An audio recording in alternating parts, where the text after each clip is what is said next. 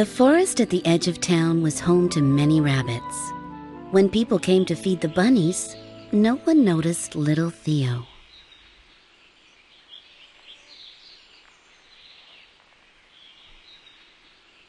Since he was the smallest bunny, he was very hard to spot. It was almost like Theo was invisible.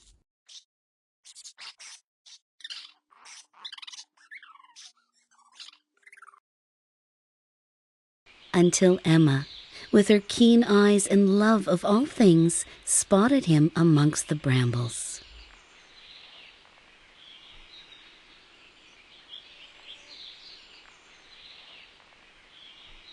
Every time she visited, Emma brought a carrot just for Theo. Emma even came on the cold winter days with snow blowing sideways to bring him his carrot.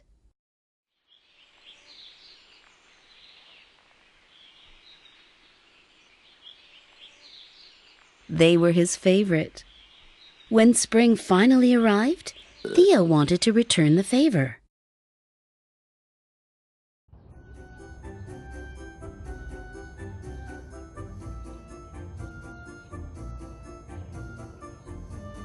He hopped into town to find his friend the perfect Easter present. Naturally, Theo went straight for the carrots. To a bunny, nothing is yummier than a crisp orange carrot.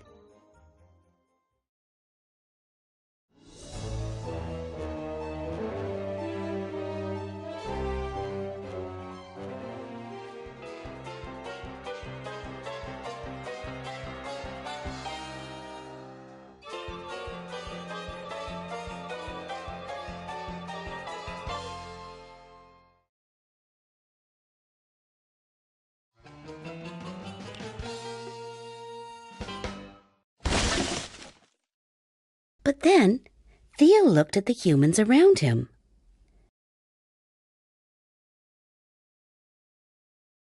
They were eating all sorts of Easter treats, but none of the humans were eating carrots. Theo realized that carrots were his favorite thing, and he wanted to get his friend her favorite thing. Plus, all the carrots had disappeared.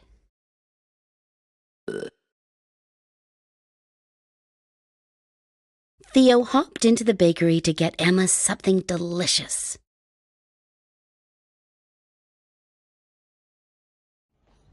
It was full of people. There was no way the baker could see a tiny bunny in the crowd.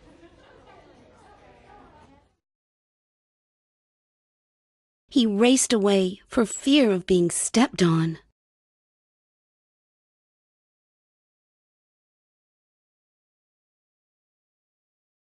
Theo tried the flower shop next.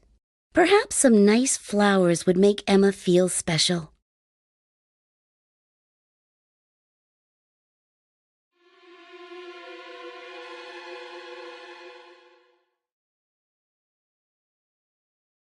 The shop was so full of plants. Some were pointy, others were pokey, and all of it was too much for little Theo. Lastly, he went in the toy store. There were all sorts of beautiful dolls and games that Emma was sure to love. But when the shopkeeper noticed him, he just put Theo on the shelf with the other toys.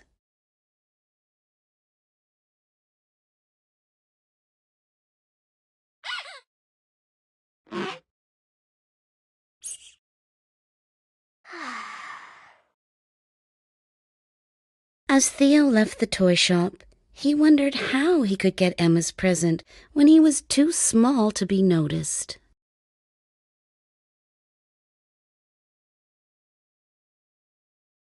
There, in the window, was the perfect treat in the perfect bunny shape.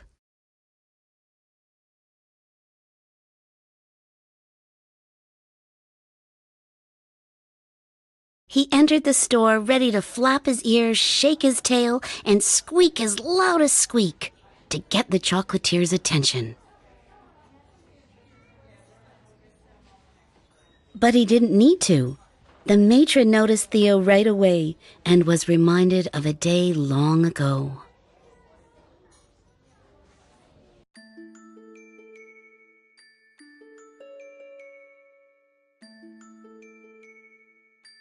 One crisp morning, a rabbit hopped through the matron's snowy backyard.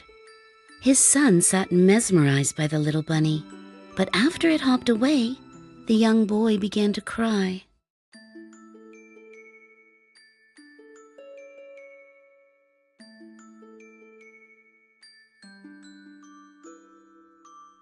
The matron was so touched by his son's reaction that he decided to make the boy his own bunny. He made it from the finest Lindt milk chocolate, wrapped the bunny in shiny foil, and tied a red ribbon with a golden bell around its neck so it would not get lost.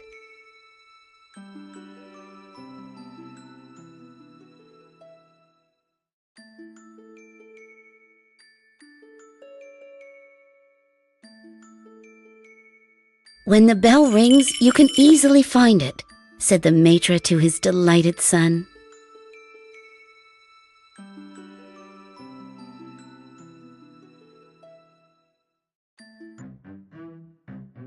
The matron whisked the chocolate as he told Theo his story.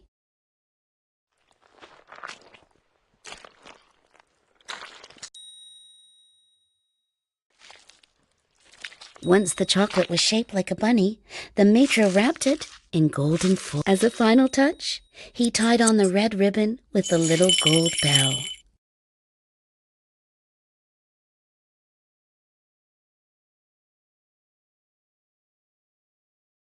Theo bounced the gold bunny over to Emma's house.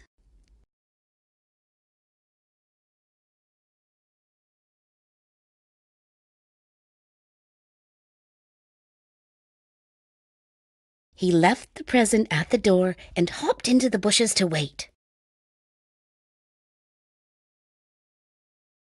He waited, and waited, and waited some more. No one came.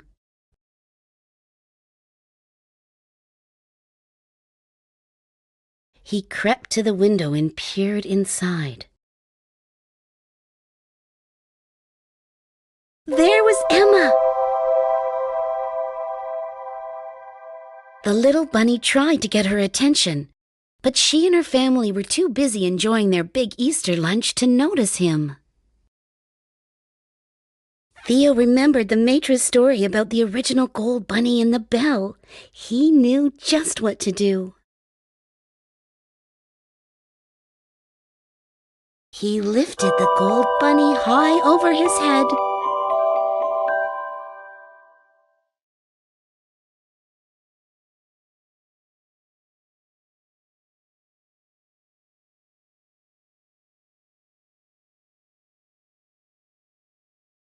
The door opened and the little girl smiled down at her perfect present.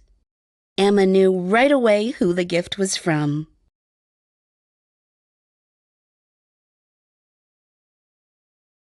Theo realized that a true act of kindness could make even the smallest bunny feel like a giant.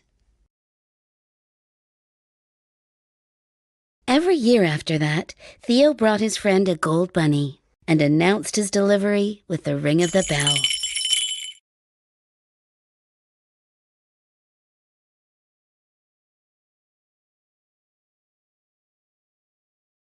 Emma kept bringing him a carrot every day, except on Easter, when he would get 2.